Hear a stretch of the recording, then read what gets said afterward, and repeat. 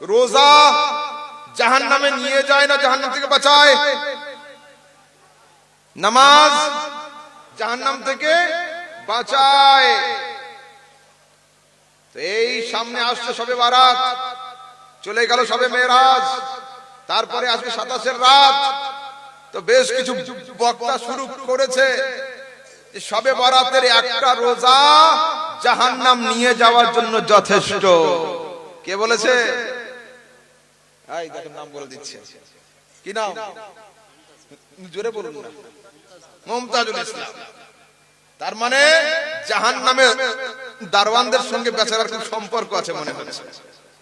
হ্যাঁ, মানে ওদিকে ভ্যাকান্সি কতটা খালি আছে না আছে পুরো খবর এর কাছে আসে। আর এ ফোন টোন করে জানে যে যদি সিট না ভরে তো আমাকে ডেকো, আমি ঢুকে চলে যাই। মানে জাহান্নাম খালি থাকতে দেবে না এরা। শবে বারাতের একটা রোজা জাহান্নাম নিয়ে যাওয়ার জন্য যথেষ্ট। হায় আফসোস, এরা লাউ বোঝে, কদু বললে আর বুঝতে পারে না। এরা হাফ কিলো চেনে, 500 গ্রাম জানে না। একটা ছেলেকে ওর বাপ পাঠিয়েছে জাতবাব দোকানে 500 চিনি নিয়ে আয়। গিয়েছে দোকানদারের কাছে, দোকানে ভিড় ছিল, বলেছে কাকু চিনি দেন 500। তারপরে 2-4 মিনিট পরে বলছে বাবা তুমি কি বললে, হাফ কিলো চিনি দেবো তোমার না? বলছে না কাকু, আপনি তো 500-র দাম দিয়েছে, হাফ কিলো আমি নিতে পারবো না। এ কিন্তু বুঝে গিয়েছে কাকু যে আমি একে আজকে হাফ কিলো ধরিয়েই ছাড়বো। ও বলেছে দেখুন আমার আব্বা খুব রাগী মানুষ, 500ই নিয়ে যেতে হবে, হাফ কিলো নিয়ে গেলে মারবে। তো যদি তাও এ বলেছে আমি হাফ কিলোর কমে বেচি না বাবা, আমার দোকানের নিয়ম হচ্ছে এটা। তারপর তাহলে আমি আব্বুকে জিজ্ঞাসা করে আসি। তো যাও, গিয়েছে, বলেছে আব্বু তুমি যে কাকুর কাছে পাঠালে ও তো 500 চিনি বেচে না, ও হাফ কিলো বেচে। ওর বাপ কানটা ধরে এক থাপ্পড়, আরে ক্লাস 8 এ পড়িস, এ প্লাস বি হোল স্কয়ার সূত্র মুখস্থ আছে, হাফ কিলো আর 500 কাকে বলে এটা জানিস না? হলো, এরা হচ্ছে সেই লোক। তারপরে একদিন ফোন করেছে আমাকে, হুজুর কতক্ষণে আসবেন? বললাম বাবু একটু ওয়েট করো, আধ ঘন্টার মধ্যে চলে আসবো। হুজুর আধা ঘন্টা থামতে হবে? বললাম বাবা রে 30 মিনিটে আসছি রে। হ্যাঁ হ্যাঁ হুজুর আলহামদুলিল্লাহ ঠিক আছে, 30 মিনিটে চলে আসুন, তো দয়া করে আধ ঘন্টা করবেন না, লোক অপেক্ষা করছে আপনার জন্য। এটাই হচ্ছে বিষয়। প্যারাসিটামল নাম জানেন? ক্যালপল, O2, এগুলো অ্যালোপ্যাথ না হোমিওপ্যাথ? অ্যালোপ্যাথ ওষুধ। যদি আগামী কালকের কেউ হোমিও বই কিনে, হোমিওপ্যাথি ওষুধের বই, আর ওখানে ক্যালপল আর প্যারাসিটামল খুঁজে পাবে, যদি বলে লেখক ভালো নয়, এই ওষুধের নাম লেখেনি, ঠিক হবে? আর আর্নিকা, চায়না, অ্যাসিড ফস, এগুলো কিসের? হোমিও। যদি কেউ অ্যালোপ্যাথি খুঁজে পাবে, আরে তো শবে বারাত হলো ফার্সি আর কোরআন হলো আরবি, তো তুমি ফার্সি জিনিস কোরআনে খুঁজলে পাবে কি করে? কোরআনে পাওয়া যাবে না। যেটাকে আমরা বলি শবে বারাত, কোরআনের মধ্যে সূরা দুখানে আল্লাহ পাক বলেছেন ইন্না আনজালনাহু ফি লাইলাতিন মুবারাকাতিন। এই লাইলাতুন মুবারাকাতিনের অর্থ তাফসীরে জালালাইনে লেখা আছে হিয়া লাইলাতুন নিসফে মিন শাবান, এটাই হলো 15ই শাবানের রাত্রি। আমি তো বড় আশ্চর্য হই। আচ্ছা বলুন তো, তাফসীরে জালালাইন মাদ্রাসা বোর্ডে পড়ানো হয় না? আলেমেও আছে, ফাজিলেও আছে, তাই না? উচ্চ মাধ্যমিকও আছে, মাধ্যমিকও আছে। এদের কাছে না এডুকেশন, না কোয়ালিফিকেশন, না নলেজ, না সার্টিফিকেট, না পড়াশোনা, না কিছু না কিছু। আমতলা জামতলা থেকে পাস করা, শুধু ওইখান থেকে ওরা শিখে নিয়েছে, এ নেই কোনো জায়গায়। একবার দরুদ শরীফ পাঠ করুন, আল্লাহুম্মা আলা আলাইহি ওয়াসাল্লাম। শুনেন হাদিস না আমার কাছে, এরা কি বললো? এটা হাদিস কোরআনে নেই। এখন আমি আসুন আপনাদেরকে হাদিস থেকে দেখাচ্ছি। সিহাসিত্তার তিরমিজি নাম শুনেছেন? তিরমিজি শরীফ, ইবনে মাজাহ, দুটোই সিহাসিত্তার কিতাব। আর আরেকটা পৃথিবী বিখ্যাত কিতাব আছে, তার নাম হলো তুহফাতুল আহওয়াজি। তুহফাতুল আহওয়াজি, এতে সরাসরি অধ্যায় রয়েছে, অধ্যায়, চ্যাপ্টার, বাবু মা জাআ ফি লাইলাতিন নিসফে মিন শাবান, 15ই শাবানের রাত্রির বর্ণনা, সরাসরি সিহাসিত্তার হাদিস। এবার আসুন তাফসীরে জালালাইনে আছে, আর তাফসিরে জিলানীতে আছে, তাফসিরে জিলানী কার দিকে মানসুব, কার লেখা? হযরতে বড় পীর আব্দুল কাদের জিলানী। আমরা খালি সমাজে জেনে বসে আছি যে আব্দুল কাদের জিলানী হলো একটা পীরের নাম। আল্লাহ পাকের ইজ্জতের কসম, আব্দুল কাদের জিলানী কেবলমাত্র একটা পীরের নাম নয়, তিনি একসঙ্গে দারুল ইফতার মুফতিও ছিলেন, হাদিস শাস্ত্রের মুহাদ্দিসও ছিলেন, ফিকহ শাস্ত্রের ফকিহও ছিলেন। এখন আমাদের সমাজে যে যত বড় জাহিল অত বড় পীর, কিন্তু আলহামদুলিল্লাহ মৌলভী আহমদ রাজা সেই যুগ থেকে এখনো বলেই আসছে, हम किसी जाहिल को पीर नहीं मानते, जिसे हम पीर मानते हैं उसे हम जाहिल नहीं मानते। খবরদার নয়। কয়েকদিন আগে হুগলিতে ইজতেমা হলো না, বিশ্ব ইজতেমা। তো হুগলির ইজতেমা থেকে ফেরার সময় দেখছি একজন লাইভ টেলিকাস্টে বলছে যে ইজতেমায় আসার পরে আমার ফিলিংস মনে হচ্ছে আমি যেন ওমরা করে আসছি। শুনতে পেলেন? তাহলে আপনার জন্য সহজ হয়ে গেল, হুগলি চলে গেলে এখন ওমরা হয়ে যাচ্ছে। আরে দোষ শুধু ওদিকে দিলে হবে না, জাহেল সুন্নিরও তো দোষ দিতে হবে। আমার সমাজে কি নেই? আমার সমাজে আছে কিছু মানুষ অজ্ঞতার কারণে, এডুকেশনের কমির কারণে তারা দাবি করছে 7 বার আজমির শরীফ গেলে একটা হজের সওয়াব হয়। খালি দোষ খালি তবলিগ জামাতের দেব আর নিজের দেব না। আলহামদুলিল্লাহ মৌলভী আহমদ রাজার পাল্লা সবটা বরাবর থাকে। আমি যতটা ওদিকেও বলি ততটা এদিকেও বলি। নিজের ভুলটাকে আগে স্বীকার করা শিখতে হবে, এটার জন্য বড় সিনার দরকার। ছোটখাটো সিনার ধরতে পারবে না। শোনেন, ইমামে শাফির নাম শুনেছেন না? ইমামে শাফি, ওনাকে জিজ্ঞাসা করা হয়েছে মা মা'না দাহর, হুজুর দাহর কাকে বলে? তো দাহর শব্দের অর্থ হলো যুগ, সময়, কাল ইত্যাদি। ইমামে শাফি বলেছেন লা আদরি, আমি জানি না। এক জায়গায় দু জায়গায় নয়, ইমামে শাফি রাহমাতুল্লাহ আলাইহি সারা জীবনে 70টা জায়গায় তিনি বলেছেন আমি জানি না। তো ইমামে শাফিকে দুনিয়ার লোক কি শাফি মানেনি? আরে কোন প্রশ্নের উত্তর জানি না বলার জন্য জ্ঞানের দরকার এবং সিনার দরকার, হিম্মতের দরকার। তো যদি তোমার জানা না থাকে, ভুল উত্তর না দিয়ে সমাজের লোককে জাহান্নামের রাস্তায় ঠেলে না দিয়ে স্বীকার করে নাও এই প্রশ্নের উত্তর আমার জানা নেই, আমার শিক্ষকের কাছ থেকে জেনে ইনশাআল্লাহ জানাবো। হলো আজমির 7 বার গেলে হজের সওয়াব, এই আকীদা ভুল। 7 বার কেন 70 বার আজমির গেলেও হজের সওয়াব হবে না। যদি কেউ বীরভূম ডিস্ট্রিক্ট থেকে, মুর্শিদাবাদ থেকে বাড়ি ঘর বিক্রি করে আজমির হিজরত করে চলে যায় আর ওখানে ঘর করে মরেও যায়, তবু হজের সওয়াব হবে না। তারপরে শোনেন, দিনাজপুরের দিকে পীর বেরিয়েছে একজন, ওর নাম হলো জিন্দা কাবা। কি নাম? হ্যাঁ, জিন্দা কাবা।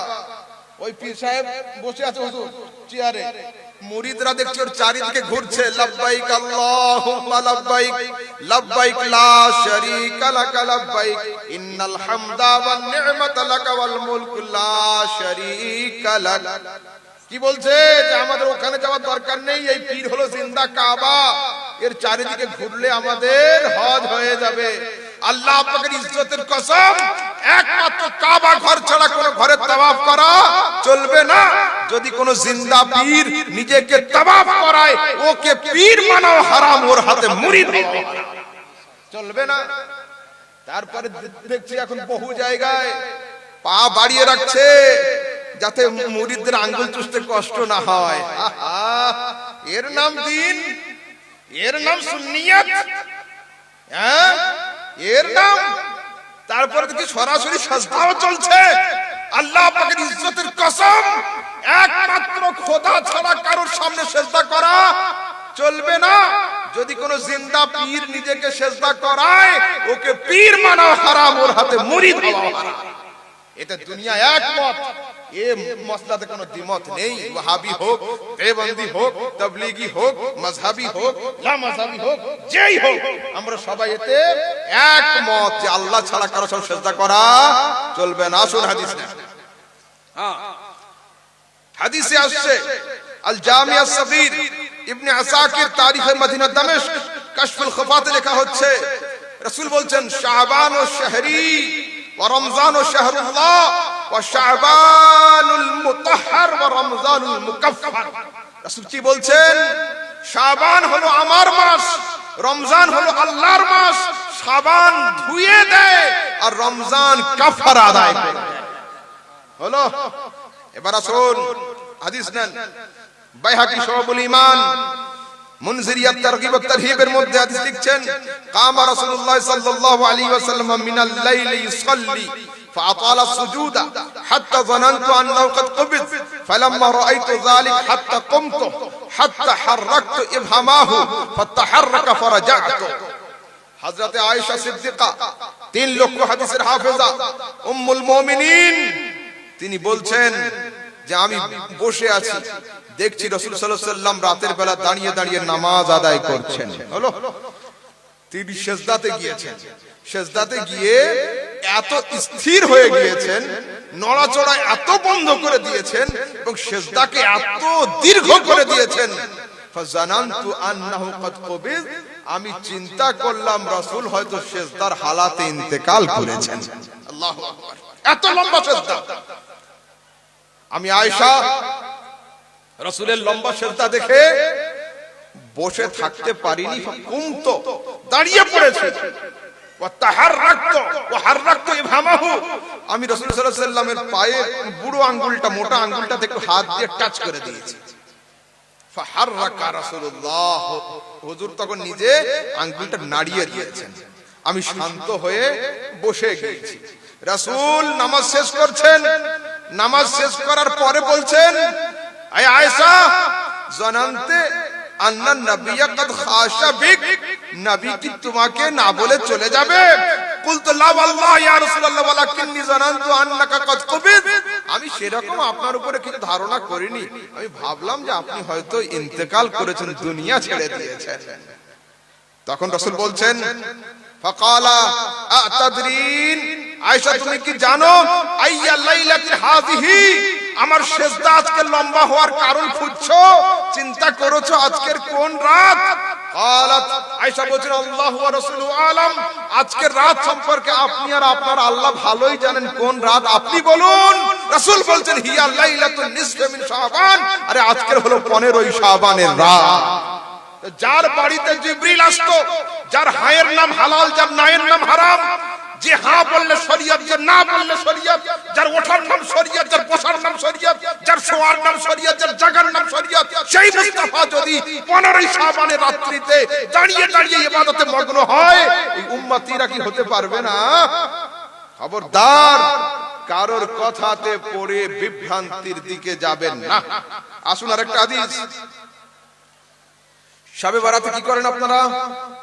রোজা আর রাতে একটু ইবাদত। এই তো নরমাল দিনে 8 ঘন্টা হয়, ওদিন 2 ঘন্টা হয়, এটাই তো অপরাধ সুন্নিদের।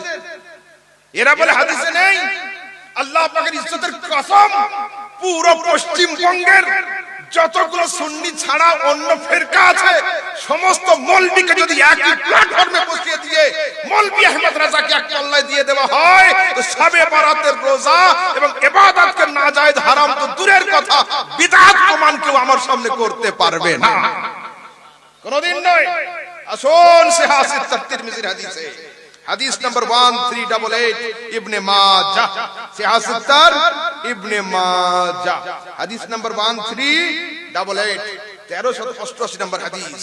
আন আলী ইবনে আবি তালিব, হযরত আলী রাদিয়াল্লাহু তাআলা আনহু থেকে হাদিস আসছে قال قال رسول الله, রাসূল বলছেন ইযা কানাত লাইলাতুন নিসফ মিন শাবান ফাকুমু লাইলাহা ওয়া সুমু নাহারাহা, তোমাদের সামনে যখন 15ই শাবান উপস্থিত হবে, দিনের বেলা রোজা রাখবে, রাত্রিতে দাঁড়িয়ে দাঁড়িয়ে ইবাদতে মগ্ন হয়ে যাবে।